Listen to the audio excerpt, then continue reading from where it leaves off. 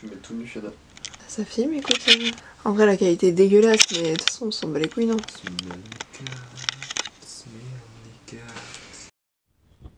Bonjour à tous. On va faire une vidéo ASMR. Lecture de contes. Telle une bonne influenceuse, j'ai fait un sondage sur Instagram. T'es un malade.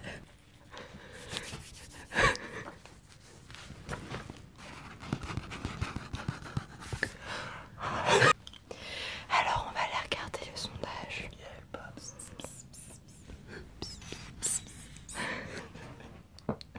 C'est merde. La prochaine fois que t'en as un, tu me dis, je me prépare. Alors, ça fait 2 pour le chapeauté. Pour Cendrillon, on a Faustine et Gabin.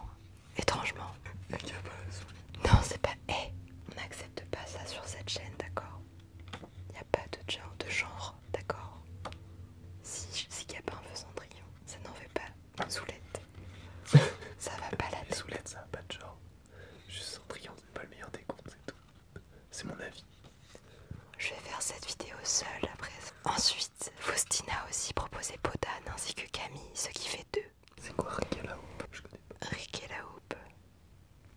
Est-ce qu'on commencerait pas par Rick et la Houppe vu que ça n'a été demandé par personne?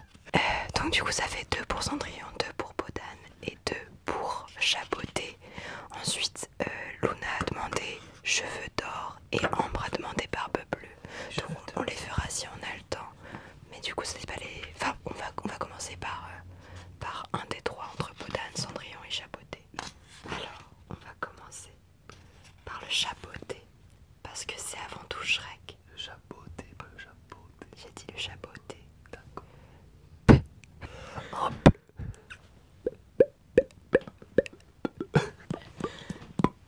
Tu sais faire la goutte? Non. Laisse-moi faire la goutte, je t'en supplie. J'ai fait la goutte. J'espère que vous nous voyez. Parce que notre setup light est de qualité. C'est un téléphone dans une chaussette. Je trouve pas le chapeau. Ah, il y a le chapeau. Mais il y a un sommaire à la fin. J'en ai rien à foutre. Attends, je montre l'image. Oui, elle est absolument horrible. D'ailleurs, c'est qui a fait cette image? Dis-moi, Maxence, c'est marqué sur la couverture. C'est Robin Delaunay. Le chapeauté. Un meunier ne laissa pour tout bien à 3 enfants qu'il avait que son moulin, son âne et son chat. Les partages furent bientôt faits. Ni le notaire, ni le procureur n'y furent point appelés. Ils auraient eu bientôt mangé tout le pauvre patrimoine. L'aîné eut le moulin, le second eut l'âne, et le plus jeune n'eut que le chat. Ce dernier ne pouvait se consoler d'avoir un si pauvre lot. Mes frères, disait-il, pourront gagner leur vie honnêtement en se mettant ensemble pour moi, lorsque j'aurai mangé mon chat et que je me serai fait un manchon de sa peau. Il faudrait que je meure de faim. Le chat qui entendit ce discours, mais qui n'en fit pas semblant, lui dit d'un air posé et sérieux: Ne vous affligez point, mon maître. Vous n'avez qu'à me donner un sac et me faire une paire de bottes pour aller dans les broussailles, et vous verrez que vous n'êtes pas si mal partagé que vous croyez. Quoique le maître du chat ne fit pas grand fond là-dessus, il lui avait vu faire tant de tours de souplesse pour prendre des rats et des souris, comme quand il se pendait par les pieds ou qu'il se cachait dans la farine pour faire le mort, qu'il ne désespéra pas d'en être secouru dans sa misère. Lorsque le chat eut ce qu'il avait demandé, il se botta bravement et mettant son sac à son cou, il prit les cordons avec ses pattes de devant et s'en alla dans une garenne où il y avait grand nombre de lapins. Il mit du son et des lacerons dans son sac, et s'étendant comme s'il eût été mort, il attendit que quelques jeunes lapins, peu instruits encore des ruses de ce monde, vinssent se fourrer dans son sac pour y manger ce qu'il y avait mis. À peine fut-il couché qu'il eut contentement. Un jeune étourdi de lapin entra dans son sac. le maître chat, tirant aussitôt les cordons, le prit et le tua sans miséricorde. Tout glorieux de sa proie, il s'en alla chez le roi et demanda à lui parler. On le fit monter dans l'appartement de sa majesté, où étant entré, il fit une grande révérence au roi et lui dit: Voilà, sire, un lapin de Guérène que monsieur le marquis de Carabas, c'était le nom qu'il prit en gré de donner à son maître, m'a chargé de vous présenter de sa part. Dis à ton maître, répondit le roi, que je le remercie et qu'il me fait plaisir. Une autre fois, il alla se cacher dans un blé, tenant toujours son sac ouvert, et lorsque deux perdrix y furent entrés, il tira les cordons et les prit toutes deux. Il alla ensuite les présenter au roi comme il l'avait fait du lapin de Garenne. Le roi reçut encore avec plaisir les deux perdrix et lui fit donner pour boire.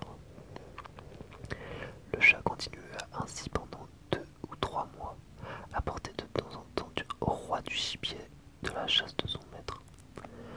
Un jour qu'il sut que le roi devait aller à la promenade sur le bord de la rivière avec sa fille, la plus belle princesse du monde, il dit à son maître: Si vous voulez suivre mon conseil, votre fortune est faite.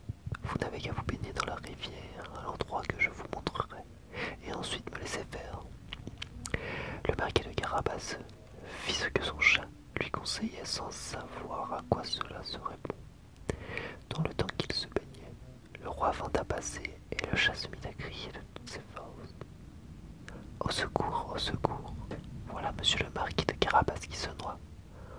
À ce cri, le roi mit la tête à la portière et reconnaissant le chat qui lui avait apporté tant de fois de gibier, il ordonna à ses gardes qu'on allât vite au secours de monsieur le marquis de Carabas. Pendant qu'on retirait le pauvre marquis de la rivière, le chat, s'approchant du carrosse, dit au roi que, dans le temps que son maître se baignait, il était venu des voleurs qui avaient emporté ses habits, quoiqu'il eût crié aux voleurs de toutes ses forces. Le troll les avait cachés sous une grosse pierre. Le roi ordonna aussitôt aux officiers de sa garde-robe d'aller quérir un de ses plus beaux habits pour monsieur le marquis de Carabas. Le roi lui fit 1000 caresses, et comme les beaux habits qu'on venait de lui donner relevaient sa bonne mine, car il était beau et bien fait de sa personne, la fille du roi le trouva fort à son gré, et le marquis de Carabas ne lui eut pas plutôt jeté 2 ou 3 regards fort respectueux et un peu tendres, qu'elle en devint amoureux à la folie. Le roi voulut qu'il montât dans son carrosse et qu'il fût de la promenade. Le chat, ravi de voir que son dessein commençait à réussir, prit les devants, et ayant rencontré des paysans qui fauchaient un pré, il leur dit: Bonnes gens qui fauchez, si vous ne le dites au roi que le pré que vous fauchez appartient à monsieur le marquis de Carabas, vous serez tous hachés menus comme chair à pâté. Le roi ne manqua pas de demander aux faucheurs à qui ce pré qu'il fauchait. C'est à monsieur le marquis de Carabas, dirent-ils tous ensemble, car la menace du chat leur avait fait peur. Vous avez là un bel héritage, dit le roi au marquis de Carabas. Vous voyez, si, répond le marquis, c'est un prix qui ne manque point de rapporter abondamment toutes les années. Le maître chat, qui allait toujours devant, rencontra des moissonneurs et leur dit: Bonnes gens qui moissonnez, si vous ne dites pas que tous ces blés appartiennent à monsieur le marquis de Carabas, vous serez tous hachés, menus comme chair à pâté. Le roi, qui passa un moment après, voulut savoir à qui appartenaient tous ces blés qu'il voyait. C'est à monsieur le marquis de Carabas, répondirent les moissonneurs. Et le roi se réjouit avec le marquis. Le chat, qui allait devant le carrosse, disait toujours la même chose à tous ceux qu'il rencontrait. Et le roi étant étonné des grands biens de monsieur le marquis de Carabas, le maître chat arriva enfin dans un beau château dont le maître était un ogre, et le plus riche qu'on n'eût jamais vu, car toutes les terres par où le roi avait passé étaient de la dépendance de ce château. Le chat eut soin de s'informer qui était cet ogre et ce qu'il savait faire, et demanda à lui parler, disant qu'il n'avait pas voulu passer si près de son château sans avoir l'honneur de lui faire sa révérence. L'ogre le reçut aussi civilement que le peut un ogre et le fit reposer. On m'a assuré, dit le chat, que vous aviez le don de vous changer en toutes sortes d'animaux, que vous pouviez, par exemple, vous transformer en lion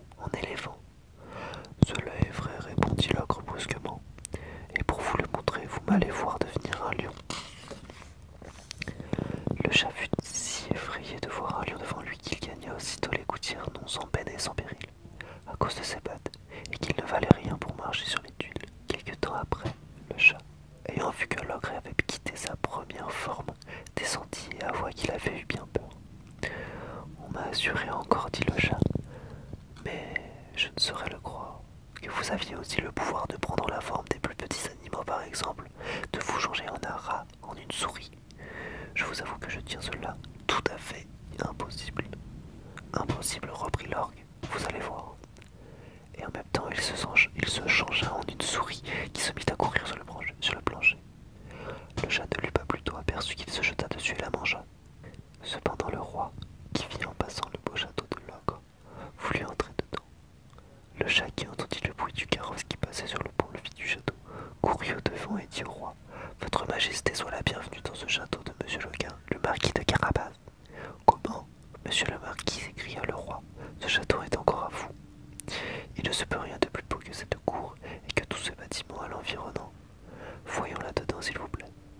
Le marquis donna la main à la jeune princesse et, suivant le roi qui montait le premier, ils entrèrent dans une grande salle où ils trouvèrent une magnifique collation que l'ogre avait faite préparer pour ses amis, qui le devaient venir voir ce même jour-là, mais qui n'avaient pas osé entrer sachant que le roi y était. Le roi, charmé des bonnes qualités de Monsieur le marquis de Carabas, de même que sa fille qui en était folle, et voyant les grands biens qu'il possédait, lui dit: Après avoir bu 5 ou 6 coups, il ne tiendra qu'à vous, Monsieur le marquis, que vous ne me soyez mon gendre. Le marquis, faisant de grandes révérences, accepta l'honneur qui lui faisait le roi, et dès le jour même, il épousa la princesse. Le chat devint grand seigneur et ne courut plus après les souris que pour se divertir. Et c'est la fin. Comme quoi parfois les cadeaux les plus nuls sont pas mal. Peut-être que tes gants hérissons serviront à quelque chose. Petite confidence, c'est trop agréable de lire. J'espère que je bégaye pas trop et que ma voix est pas insupportable.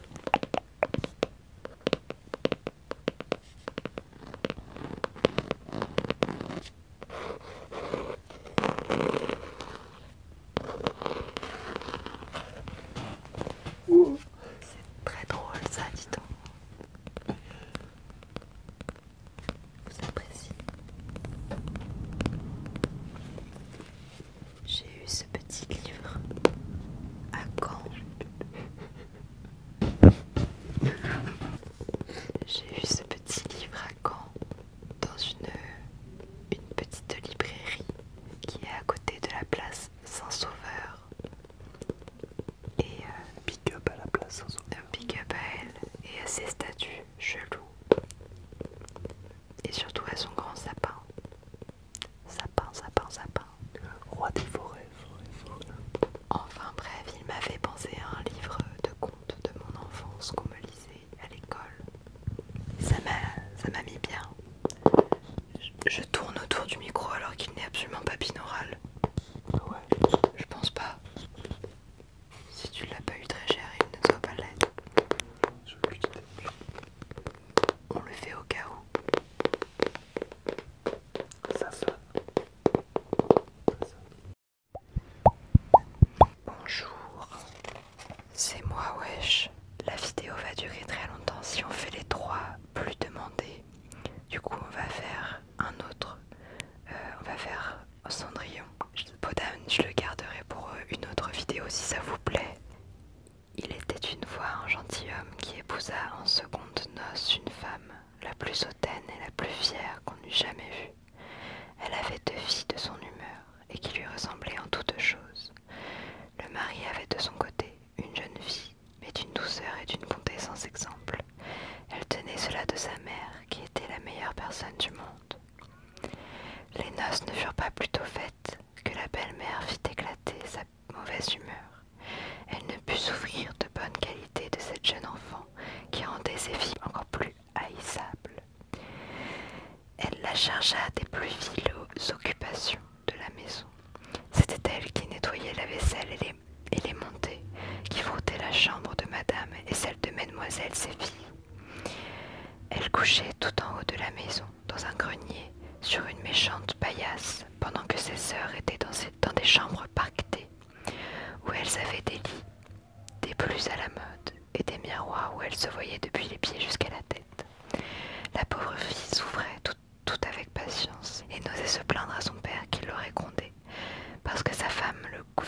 et entièrement. Lorsqu'elle avait fait son ouvrage, elle s'allait mettre au coin de la cheminée et s'asseoir dans les cendres, ce qui faisait qu'on l'appelait communément Sucendron. La cadette, qui n'était pas si malhonnête que son aînée, l'appelait Cendrillon.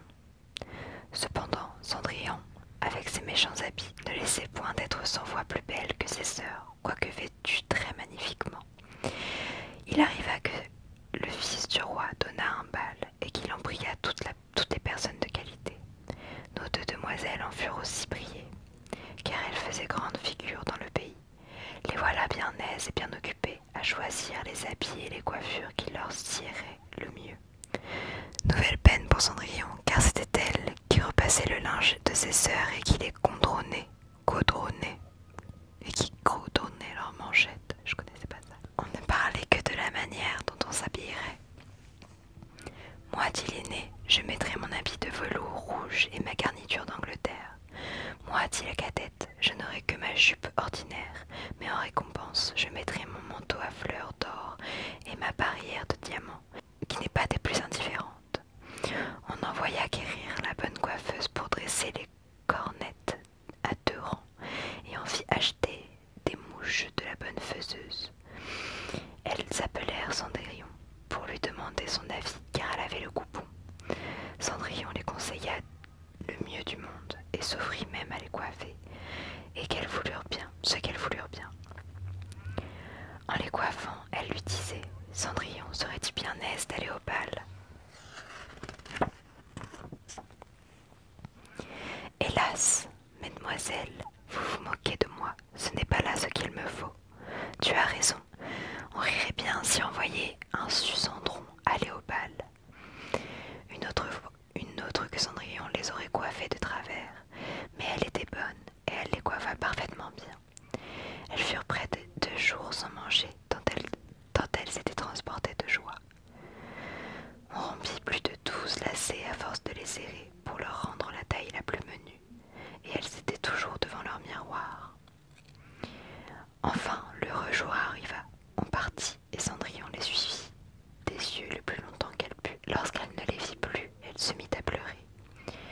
Sa marraine, qui la vit tout en pleurs, lui demanda ce qu'elle avait. Je voudrais bien. Elle pleurait si fort qu'elle ne put achever. Sa mère, qui était fée, lui dit: Tu voudrais bien aller au bal, n'est-ce pas? Hélas oui, dit Cendrillon en soupirant.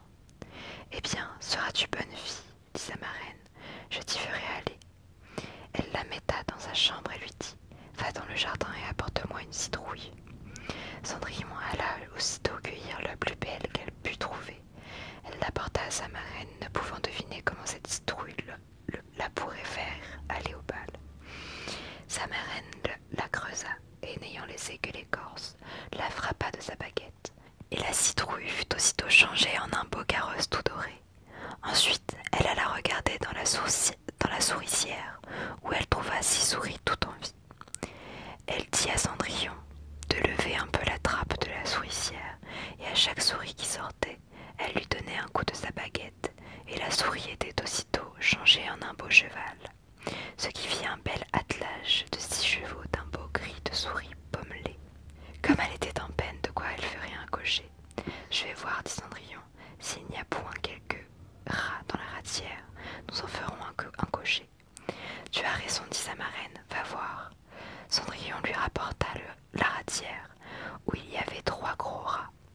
L'avait pris un d'entre les 3, à cause de sa maîtresse Barbe, et l'ayant touché, il fut changé en un gros cocher, qui avait une des plus belles moustaches qu'on eût jamais vues. Ensuite elle lui dit: Va dans le jardin, tu y trouveras 6 lézards derrière l'arrosoir, apporte-les-moi. Elle ne les eut pas plutôt apportés que la marraine les changea en 6 laquais, qui montèrent aussitôt derrière le carrosse avec leurs habits chamarrés, et qui s'y tenaient attachés comme s'ils n'eussent fait autre chose de toute leur vie. La fée dit alors à Cendrillon: Eh bien, voilà de quoi aller au bal. N'es-tu pas bien aise? Oui, mais est-ce que j'irai comme cela avec mes vilains habits? Sa marraine ne fit que la toucher avec sa baguette, et en même temps que ses habits furent changés en des habits de drap d'or et d'argent, tout chamarrés de pierreries.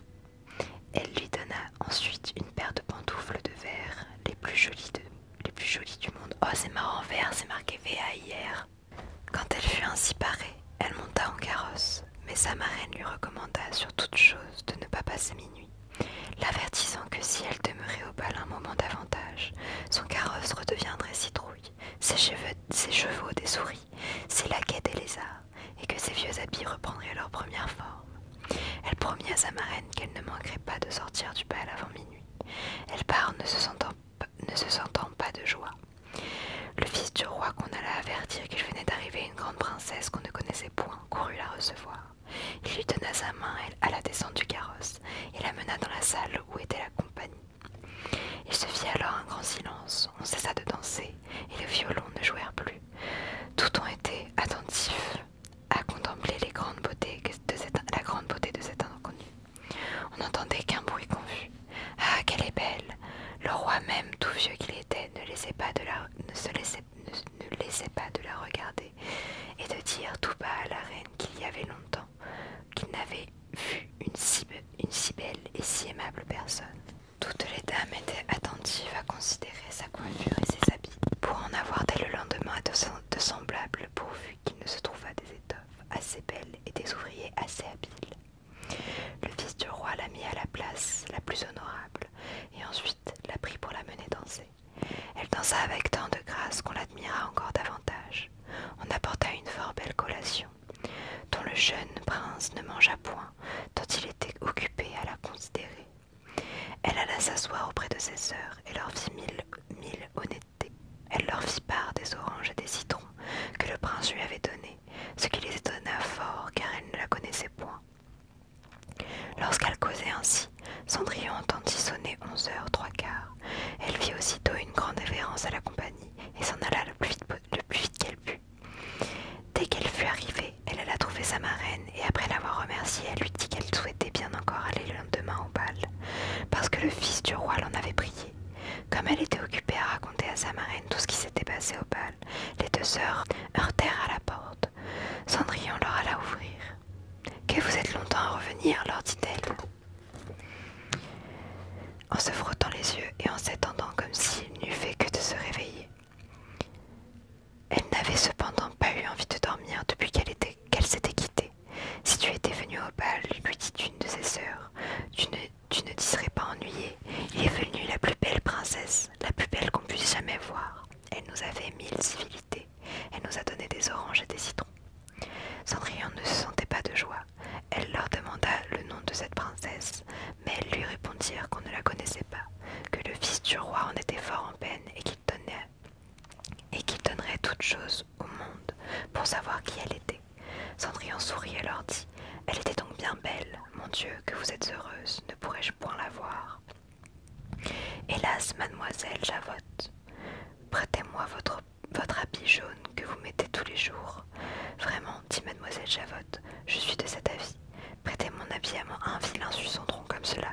Il faudrait que je fusse bien folle. » Cendrillon s'attendait bien à ce refus, et elle en fit bien aise, car elle aurait été grandement embarrassée si sa sœur eût bien voulu lui prêter son habit. Le lendemain, les deux sœurs furent au bal. Et Cendrillon aussi, mais encore plus paré que la première fois. Le fils du roi fut toujours auprès d'elle et ne cessa de lui conter des douceurs. La jeune demoiselle ne s'ennuyait point et oublia ce que sa marraine lui avait recommandé de sorte qu'elle entendit sonner le premier coup de minuit. Lorsqu'elle ne croyait pas qu'il fût encore 11h, elle se leva et s'enfuit aussi légèrement qu'aurait fait une biche. Le prince la suivit et ne put l'attraper. Elle laissa tomber une de ses pantoufles de verre que le prince ramassa bien soigneusement. Cendrillon arriva chez elle bien essoufflée, sans carrosse, sans laquais et avec des méchants habits. Rien ne lui était resté de toute sa magnificence qu'une de ses petites pantoufles, l'appareil de celle qu'elle avait laissé tomber. On demanda aux gardes de la porte du palais s'ils n'avaient point vu sortir une princesse. Ils dirent qu'ils n'avaient vu sortir personne qu'une jeune fille fort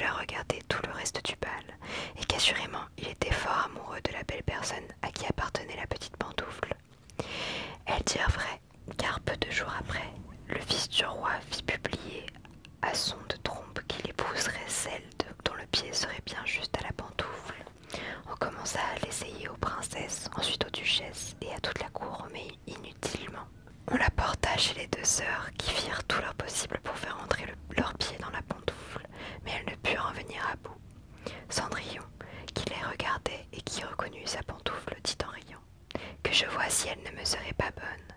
Ses sœurs se mirent à rire et à se moquer d'elle.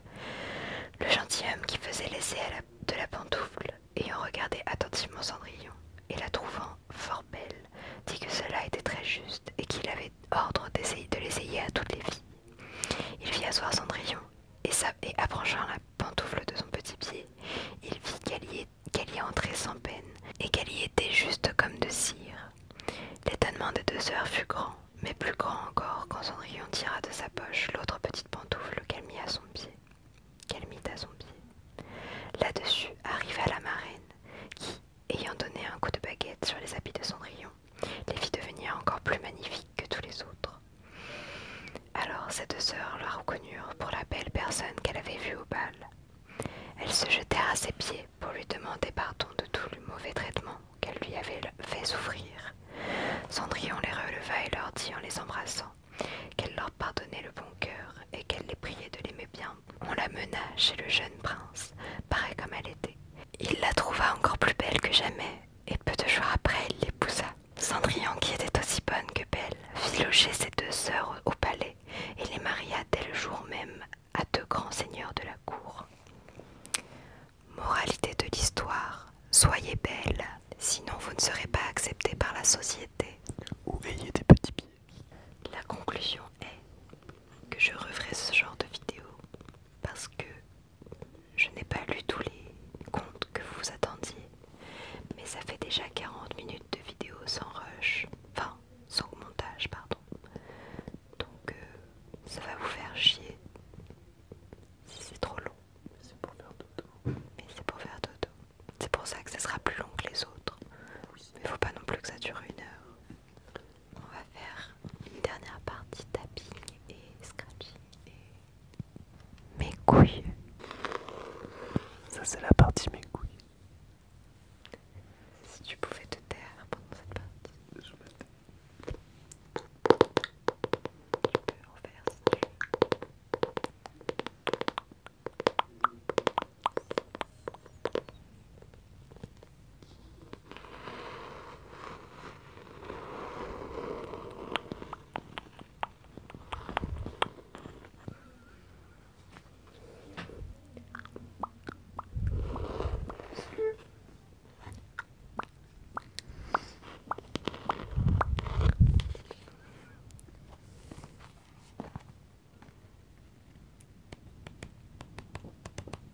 Ça je pense c'est vraiment un plat. Riquet à la houppe, houppe, houppe, houppe. Riquet, riquet, riquet, riquet à la houppe. Personne ne connaît ce conte, très certainement parce qu'il est nul.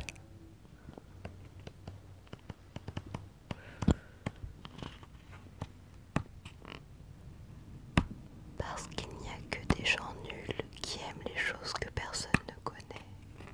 Bande de puristes de merde.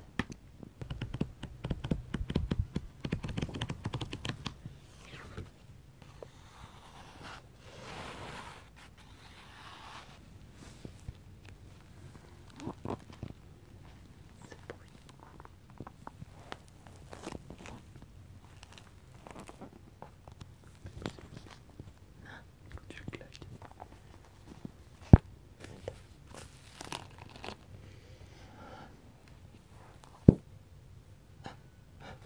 T'es bien celui-là.